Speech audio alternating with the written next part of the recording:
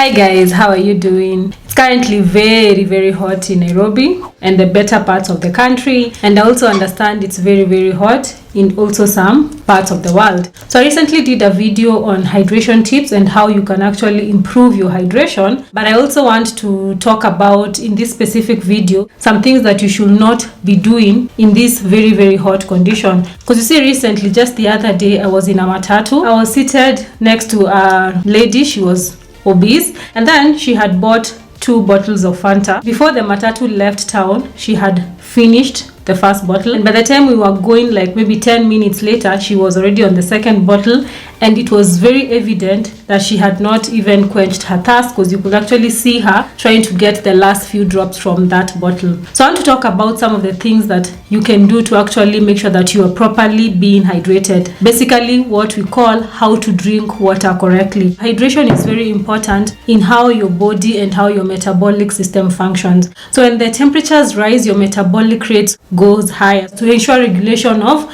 the body temperature, and this will bring about the extra need of energy and definitely the fluids. And this is why when you are dehydrated, most of us will actually crave for those sugary things or those carbonated drinks. Some of the dangers of such climatic condition, the hot temperatures, is that it can actually predispose you to dehydration, and you can also have heat stroke if you actually expose yourself to long hours of high sun exposure.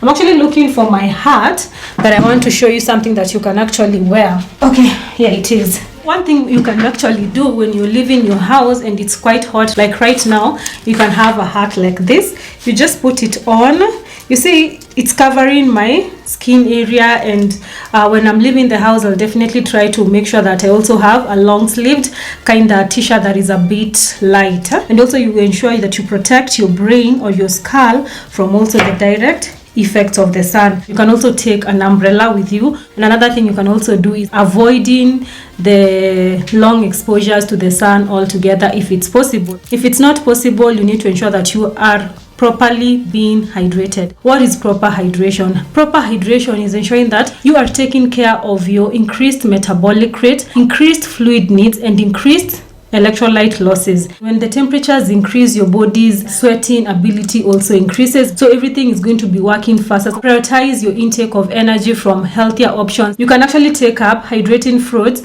and vegetables, things like watermelon, thorn melon, pineapple. It's the mango season. Let's indulge. All these fruits that we have locally available, and they are hydrating. At the same time, they're going to provide you with extra nourishment that are also very essential in maintaining organ functionality in such a time of extreme temperatures. Another thing, also taking care of your electrolyte needs, things like sodium, potassium, magnesium, phosphorus, these small ions that your body loses together with sweat. Things like potassium, you can actually replace them by taking up a banana. A banana is a great fruit to take up when it's very hot or when you're sweating excess. It has a good amount of potassium, it has a good amount of magnesium, it has a good amount of phosphorus, and it is great for energy as well. Another thing, you can also do electrolyte sip. I'm going to give you a very easy to do electrolyte sip recipe that you can do at home. You just take up clear water and then you squeeze in some lemon. This is just a small amount. You can take up like maybe 1 liter of water. You squeeze in like 2 lemons depending on how flavory or how tasty you want your water to be.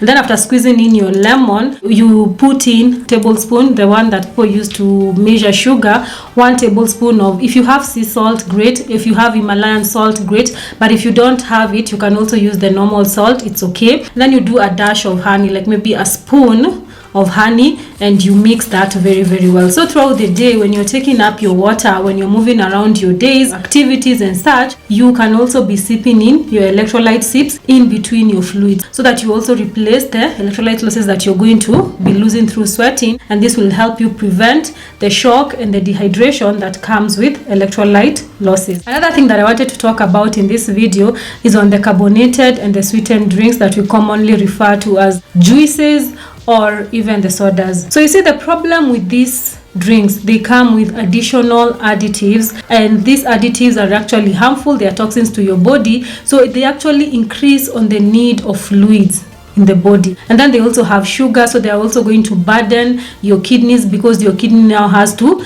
remove the excess sugars and such, and this will definitely come with water being drained from your system through the osmotic pressure, and you're going to end up having more fluid losses than if you did not take them up. So they don't quench your thirst, they actually build on, or they actually increase dehydration. They are that bad. I know people will wonder, but my thirst, because someone will tell you, mtano mimi kiu yangu maji haitoshi, lazima nikunywe soda. That is basically feeding on addiction that has been brought about by that drink that you're so used to. So you need to go easy on that. When you feel like you need a soda so bad, you can opt for a sweet fruit, something like watermelon, or even a pineapple, thorn melon, cucumbers, carrots.